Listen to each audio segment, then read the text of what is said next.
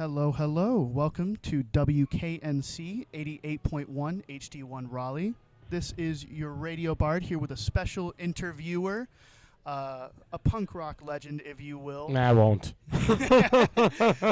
From bands such as Bomb the Music Industry, The Arrogant Sons of Bitches, we can say that, and many, many others, we have Jeff Rosenstock. Hi, Adrian. Hello, hello. Hi. How you doing? I'm doing good. Hanging out. Doing good. It's nice out. It's kind of cooled off a little bit. That's nice. Oh, yeah. Yeah. No, it has been crazy, crazy hot in the Triangle recently, so this has been a good change of weather. Yeah. Yeah, it's been hot this whole tour. I just moved, so California just kind of stays the same the whole time, and I'm just like, what's this weather? I don't understand any of it. Yeah, unbelievable. So I wanted to talk about your new album, Cool. HELLMODE. Oh, yeah. The station's been loving it. Nice. We've got a bunch of songs on there. Thanks for playing them. Yeah. So I wanted to know kind of how you decided to approach this album in specific. It seems to be a lot more introspective in a way, lyrically. Mm-hmm. So I kind of wanted to know how you decided to tackle the lyricism on the album. I'm not really sure. I mean, like, a lot of these songs, it was just kind of like, it was building over the course of years, you know, and little like lyric fragments and stuff like that, and just kind of try to bounce back and forth between how a bunch of personal stuff was feeling, but also like moving across the country, like big things like moving across the country, big things are just like, I don't know, like not necessarily the pandemic itself, but just the feeling of 2020, especially in California with like wildfire season just being nuts and like, kind of being stuck on the other side of the country away from my home for like my whole life, and like the place that I live is like burning down, and not literally, not my house, but like the city I live in is on fire, and like I have a lot of friends who were like in the Bay who were just like, oh man, we might have to evacuate, and just feeling very intense, and like, and of course, like kind of like the riots and uprisings and protests and like police brutality stuff, and just kind of seeing like where that had taken us years later, which is that just like police have more funding, and it's like nobody was listened to, and just like a very bleak kind of vibe, and just kind of like trying to think about all that stuff, but not in terms of like explaining what's happening, but just like what the piling on of all these things, like how it makes a person feel, whether it leaves space for joy, and like how to like have that joy, and try and like find the balance of all those things, and not necessarily like writing lyrics because I'm like, I want to explain how to find the balance or anything like that, but just like it was a lot of like searching within for a while, and then eventually like taking those like lyric fragments and like going away for like a week to demo all the songs, and just like really digging through and just trying to be like, what am I feeling? What was I feeling? Let's write this out. Just like trying to go through like the catharsis of like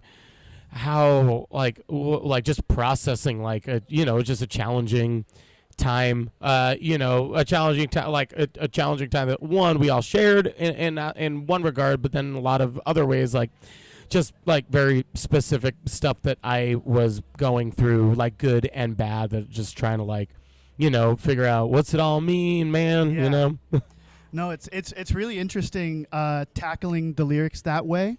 Thanks. There were a lot of things. There were a lot of things that I noticed carried on from No Dream, like your sort of like disapproval of a lot of things going on, especially with what happened with COVID. And I think the way that you have, like you said, not necessarily explaining what's going on, but explaining how you feel about it. Yeah. Really adds to the relatability of your music. Like, oh, thanks. Yeah. Like, we don't need it explained to us. Yeah, we all know what's up. I mean, it's as clear as day at this point, all these things. I don't know.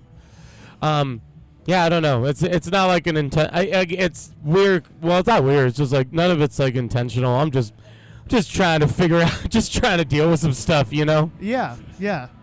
No, I think that's what a lot of listeners appreciate, is not coming off as some prophet. Yeah. Yeah. It's a great brand I'm building. Yeah. It's all part of my scheme. No one's Phase 2 catching is on next. yet. No one's catching on yet. Yeah. The profit phase will be coming. Yeah, profit phase is coming.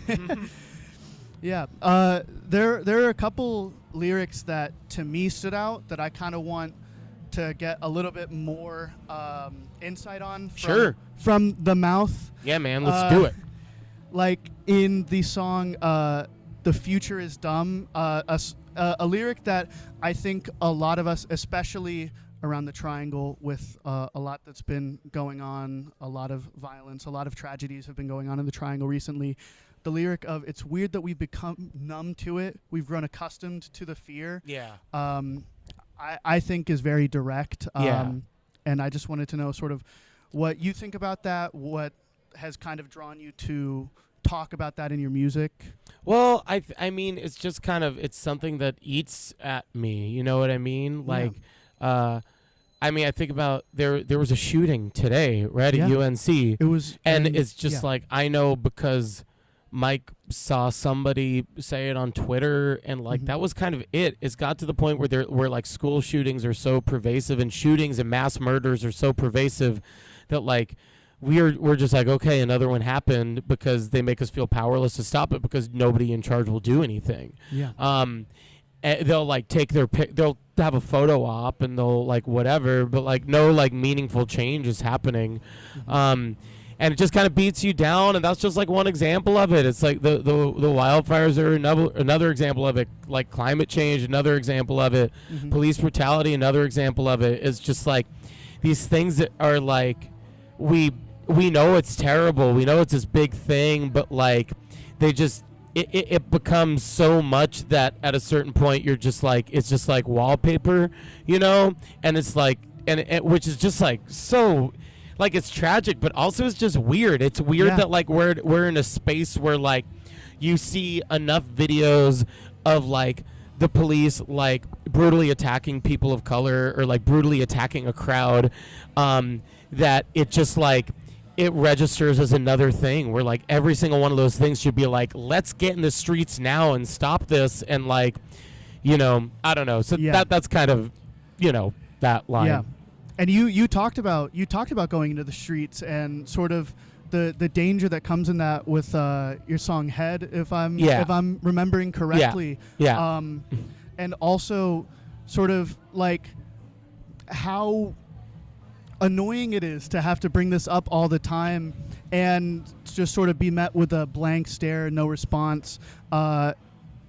It's definitely a very important message in your new album. I feel those were a bunch of other lyrics that I had taken note of, like a graveyard for the things that need to die. Yeah. Talking about how there's just no talking to people deceived by fascists. Yeah. It's really important and kind of sad to have all these issues and know in a way the response you're going to get talking about it.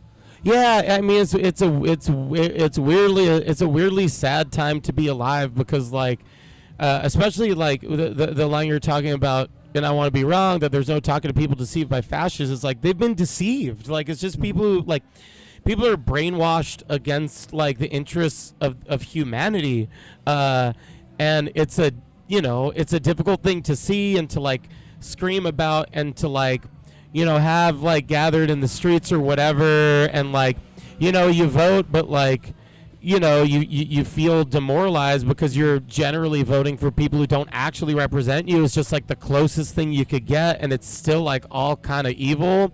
Also, I want to clarify, like, I don't feel like I am any sort of political expert, or like that I have like any kind of, like, I feel stupid when I talk about these things. I know that I need more knowledge. I need to know a lot more, like if I'm gonna be running off my mouth and stuff, but like I don't know, it's just like it's how it feels, and it's sad. It was like, it's sad that it happens. It's sad that nothing's done about it. It's sad that things like, I don't know, police like kettling in protesters on like bridges in Manhattan so they could be out past curfew, so they could like beat people up. Is like, how does that happen in like nobody, and like the video goes up and it's just like, all right, well there's just another video. That's bad.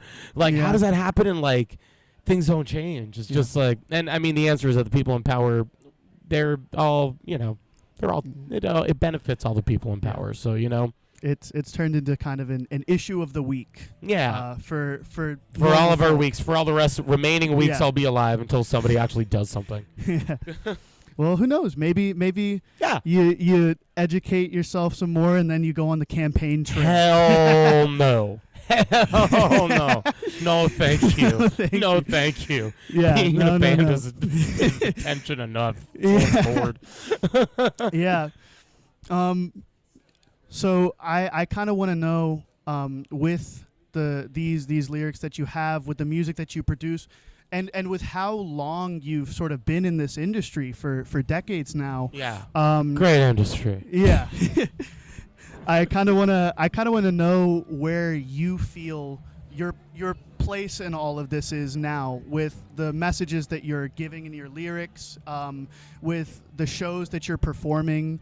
What kind of outlet you feel you give to people with these same thoughts and experiences? I'm not really sure. Like, I try to not approach it from the perspective, and it's selfish, but like, I don't try to approach it from the perspective of like, I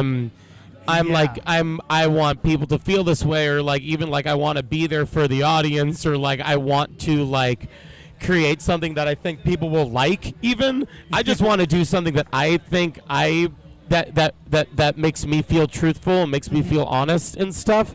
And so, but it's nice because I feel like I thank you. I have a tattoo. Someone likes it. Hey, newsflash. But with that in mind, like I really feel like our audience, or like our community and all that, has been really accepting of that part of what I do. That it is like, I feel comfortable to be able to change how I want to approach music, how I want to approach lyrics. But like I feel like, I don't know, when we're playing these shows, everybody seems really happy, and I'm really happy to be in that room with everybody, and like, whether it's me singing the words into the microphone or people singing it back, it feels like the same thing, and it just feels good. So I don't know about my place in like in the biz, or my place in like the scene or anything like that, but like, more and more is like, the more records that like, especially this project has put out, like, I feel like we're finding people who like, they were like, oh yeah, these are our people, and I feel like we can all kind of relate to each other. I don't know if that's a good answer or not, but it's an answer. Yeah, I think it's a fantastic answer. Hell yeah. Another fantastic answer. Yep, crushing this interview. It does feel like this is very much an outlet for your thoughts, especially negative. Especially negative. Sure. In a way, it's like almost like a conversation with the listener, or at least that's how I interpreted it. Cool. It's a lot of thoughts that very clearly a bunch of other people have and resonate with.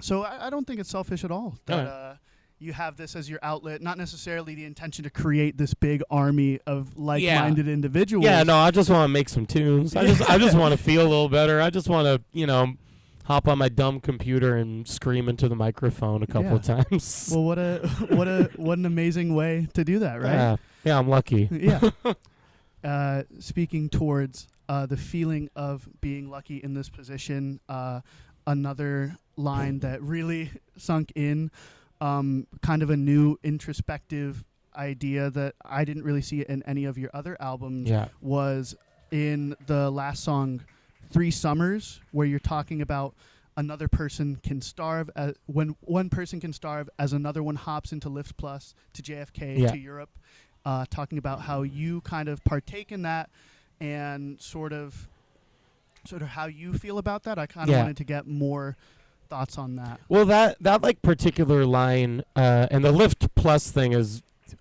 I should have just changed that lyric, because that's supposed to firmly place the listener in like 2018, when like a big lift was called the Lyft Plus before they were all called XLs. Anyway, that's just thinking about how like I don't know, we're calling like these luxury SUVs to take us to the airport because it's the biggest car that we could get that could fit all of our gear, so we could fly to Europe to play shows, and we get to go do all this stuff, and like, you know, it's our work or whatever, and it is like exhausting and draining, but also it's really fun.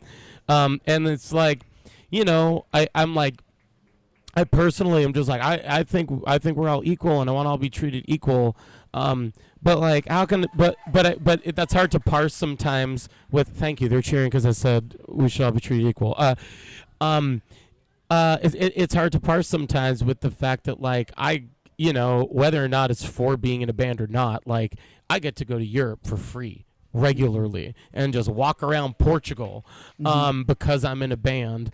Meanwhile, like, people don't have food and water. Like, that's an imbalance that sucks. And like, you know, I don't spend I don't like spend every waking moment trying to rectify that. I don't try to rectify that basically at all. I kind of like stay in my path, and I do what I can when I can. But you know what I mean? Yeah. And in that song in particular, which is just kind of like thinking about different phases of my musical life, and thinking about the singer of World Inferno Friendship Society, Jack Terrycloth, who passed away a couple years ago, and wondering about like how he felt about all that, because they were a really big inspiration, him in particular, for me, and like seeing that like somebody could be like a true freak, could get out there, do it, and get a bunch of people in a room like feeling good, you know what I mean? Like, hi, hero. Like, that was kind of where that came from, was I was thinking about that, and I'm like, man, like, what am I doing that's so cool? I'm just like using an app to get a ride share to get on a plane that uses a bunch of gasoline, you know what I mean? Yeah. It's obviously not how I always feel about it, and I feel very grateful that I get to do it, but like, I don't know, I do regularly think about like, there's an imbalance here, and I'm not doing enough to right it. You know, I could do it within my own world, and that is really all you can do a lot of the time. But like, you know, outside of like the thing that I run, like I feel like I can't do anything sometimes, you know? That's definitely a perspective I see in a lot of people nowadays. And it was very interesting to see sort of your perspective on it, since like you've garnered a pretty solid amount of success with your music. Thank you. Very successful. Very successful. Very, very successful. So I wanted to talk also about your performances, your live music. Since you have been in this biz for so long, seeing sort of clips of your Bomb the Music Industry performances, ASOB performances, there's just a certain energy and charisma that you bring to the genre that I want to learn terrible more energy, about. a terrible charisma. Everyone hates it. Everyone hates it. No one wants to learn about it. No. I'm really weird for wanting to. Yeah. What's your problem, Adrian?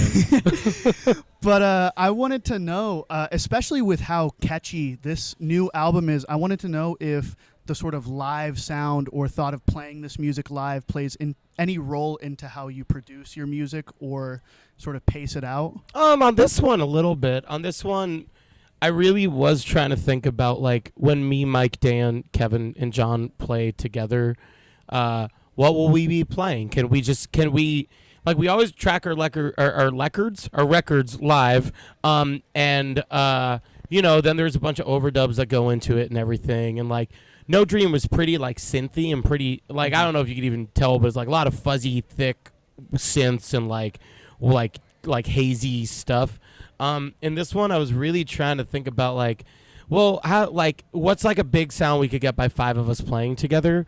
And it's cool, and it allotted for a bit of space, for a lot more space and stuff in the arrangements, and I didn't really think about how it would go over live or even how it would feel to play live. I was just like, what would be something that we could pull off live in the room that like we don't have to add that much onto later. Yeah.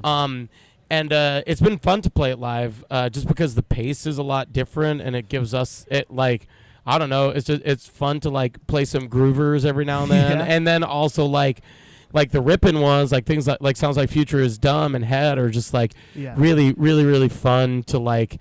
When they open up a cut loose, it feels very like satisfying playing it and stuff like that. Yeah. No, those were the exact two songs I was thinking about, talking about like listening to them for the first time, being like, oh, people are gonna cheer this the chorus to this They song. all stop what they're doing and start cheering. Yeah. Bravo. Yeah.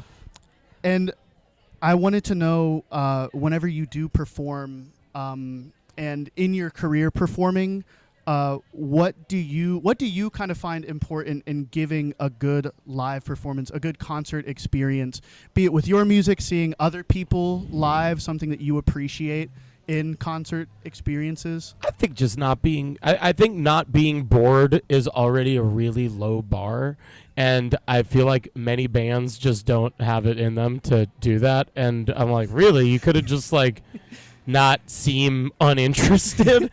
But I think like the bands that I always find myself drawn to are bands that have fun and like seem to enjoy playing music with each other, and not necessarily in like hey everybody do like the like wave your arms around or like march in place or whatever. I don't know, like not like, you know, like that kind of thing, but just like bands that like you see, like I remember every time I've seen the Weaker Thans, like they're having such a good time, and I think about their music and that like that was not what I expected the first time I saw them, that like John K. Samson would be kind of like mouthing off about stuff and they'd all just be goofing. I was like, this is great. And like I like that's the kind of thing I like to see when I go to shows, and I think that's just kind of like how we like to play together when we practice. So it's like how we like to play together on stage, you know. I think there might be some sort of I do like run around a lot, I sweat a lot, I jump a lot, but that's just how I play. That isn't like any sort of like I want to like do a thing or anything, or like I'm going to give these people a show or anything like that. Like that's just like I try so hard to stand still, and like I just can't. Like this, like at these practices for this tour, like especially it's like, all right, I'm gonna try and do it, and then like first show it's just like, yeah, that's all out the window. I'm still just like moving around to stuff. You gotta have your tour manager chain your leg to the stage or basically, something. Yeah. No, that's crazy to think that like you're trying to sit still. I saw you at Cat's Cradle a couple years ago. Yeah. After No Dream and Ska Dream released, and you were like on the rafters, like against the walls. Well, I've never seen someone do this. I gotta go somewhere. I used to like. I mean, that's a part of the set that like I used to really like getting in the crowd and everybody like singing together and stuff, and it feels really good. But like now, I don't know. I get like. And especially like right now, because there's a freaking like spike in COVID. It's like, okay, if I get in the crowd, what happens if like now, cool, I got COVID, we got to cancel like 5 days of our tour, 7 days of our tour, because we don't want to like spread stuff. And I know like whatever, we don't want to talk about it anymore or whatever, but it's still like a legitimate concern. Like if you're doing our job, that like you cannot get it because like it messes up a week of your life, and then you can't really get it back. You have to find somewhere else to do it. It's like, all because like I was like, I want to stage dive today. Like, it feels like the risk reward just isn't quite there yet. Anyway, so I'm just like, what is a cool thing what is something else I could do that feels good? And I'd end up on the rafters playing a saxophone or whatever. Yeah, that was an incredible way to do it, because I've gone to a lot of shows here, and I've never seen anyone really doing that. People should be up there all the time. They stacked a bunch of chairs up there today, so I don't know if I'll be able to make it up there. They remembered I want to. Yeah, they remember. Like, let's get this guy out of here. This guy needs to stay on the stage. Yeah. Get the tour manager to shackle him to the stage. Yeah. Yeah. I also wanted to know, in your career, is there a performance that you have done, be it through your current project, Bomb the Music Industry, or any other project that you've been a part of? Is there any performance that specifically stands out to you in terms of where like you're really feeling in the zone, your band's really feeling in the zone? I wouldn't say that, but I would say the performance that stands out to me was when Bomb the Music Industry was on tour with Big D and the Kids Table and Suburban Legends and Less Than Jake, and everyone at the shows hated us. And so at one of the shows, we came out to Bulls on Parade by Rage Against the Machine, but then when it kicked in, we just played the entire song, and then we played our set in order from slowest to fastest or from fastest to slowest. Yeah. And no one liked it. No, But no one liked it. everyone was like, why are What are these- they weren't even like why. They were just standing there bummed. What are these- That performance is one that I remember a lot. these hooligans, what are they doing? What are they doing playing slow to fast? You can't do that. Can't do that. You play your best songs and leave. Yeah, you play it in an order that gives me a good feeling, not this weird like ramp up. Or maybe it was a ramp down. I bet it was fast to slow. That seems more like what we would do. A ramp down. Just like, dropping the frogs in boiling water and Yeah. turning it down. Yeah. Yeah. Another thing that I find really interesting, especially about your recent performances and tours, is your selection of like, or at least the people who go on tour with you, like the openers. Like Slaughter Beach Dog has a very different sound from you. Yeah. But seeing them Easy perform, going. with you- yeah, really nice. A little romantic at Yeah. times. Wow. But seeing them perform with you was really interesting because hearing them, I would have never expected like, oh, they'll tour with Jeff Rosenstock. Sure. So I kind of wanted to know what draws you to touring with these artists. Are they just ones you really like, really respect? Yeah, I mean, them particularly, like, they're friends. They're homies, and Yeah. I was stoked that they wanted to tour with us. Like, I really don't think about, like, what bands, like, would fit in our wheelhouse musically. I probably tend to feel the opposite of that because Yeah. I like shows that have different kinds of bands playing. But it's just like, you know, we tour with bands that I like. We tour with bands that we're friends with. Just kind of usual kind of thing. Yeah, and Slaughter Beach Dog said yeah to that one. We're like, sick. Hell yeah. Yeah. I mean, even this tour, Sydney Yeah. Gish. Yeah. I'm a big Gish fan, a bit of a Gish head. It's a cool night. It's cool. Yeah. Sydney playing before us is fun. Gets us in a good space. Yeah, no, it's amazing to have a concert planned out like that. Like there was a tour last year, I think, with JPEG Mafia, Snail Mail, and I saw that. Turnstile. Yeah. Unbelievable. I saw that and I was like, show.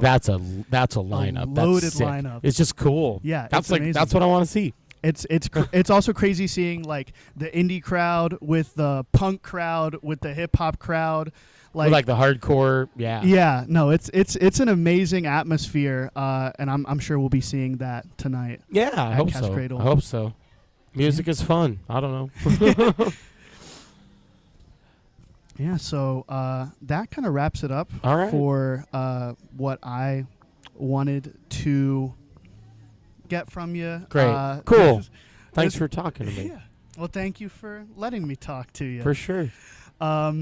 Yeah, incredible album. Thanks, Adrian. Thank you. And I'm prepped for an incredible performance. I hope we do okay. Incredible openers. Today will be the one. We'll do okay. Today will be the one. Please let it be the one. Please let it be the one.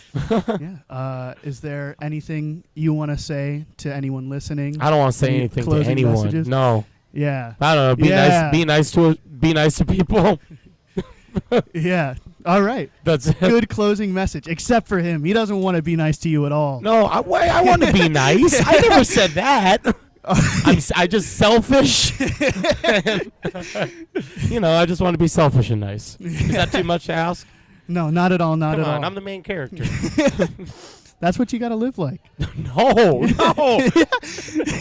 All right. All right. Cool. Well, Thank you. we'll be going back to your regularly scheduled music. Hope you've enjoyed this exclusive Jeff Rosenstock interview and hope you have a great day. This is your Radio Bard. Again, you are listening to WKNC 88.1 HD1 Raleigh.